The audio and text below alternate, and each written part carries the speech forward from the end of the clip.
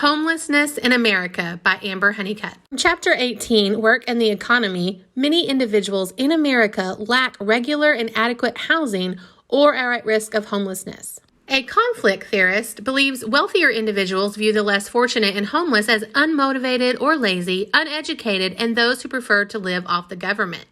Disabilities, domestic violence, crime, unfair job wages, being laid off, wage garnishments, fines, landlord disputes, and unexpected health issues often play a part in an individual or family becoming homeless.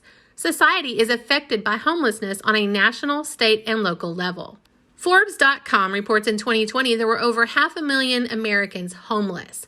However, this count only included visible people living on the streets and in one shelter in one night. This number does not include people living on someone's couch, living in cars, under bridges, in tents, or temporarily staying with a family member. In Oklahoma, tens of thousands are without permanent housing. Eviction remains the biggest trend in homelessness statewide. The lack of affordable housing is the most significant issue, and affordability versus wages. We are not making enough to pay our rent. On the local level in Pontotoc County, it is estimated that 200 to 300 people are homeless. Now, this number includes people living in cars or with family members, according to Ada Homeless Services Executive Director, Sarah Fry.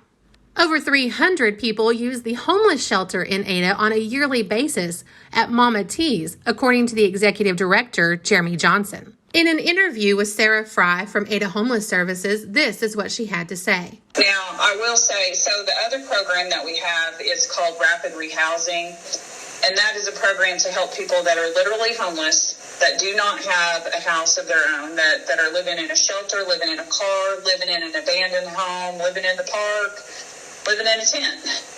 So those people are considered, quote unquote, literally homeless.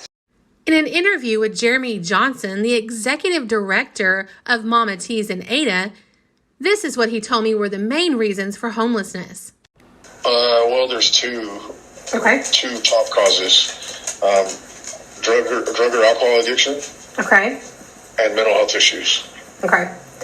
Those are the two main causes of the homelessness in our area. An important thing that Jeremy noted is that the Mama T's shelter does a drug test and background check before anyone is allowed to stay there.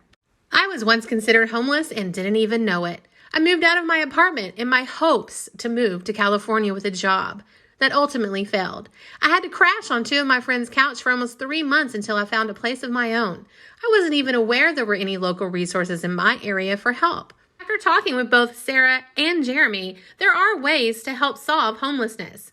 Work-oriented programs, making rent affordable, educational resources, employment-based solutions, steps towards permanent housing, better wages, and increased behavioral health resources. In our area specifically is livable wages and affordable housing. There are various ways that you can help. Volunteer at a shelter or a coalition. Fundraisers, donate household items, furniture or clothing, even books, monetary donations, and know the community resources available for yourself and others. Get involved in politics. Organize an event at a shelter. Get others involved. And remember, there is no age restriction on homelessness.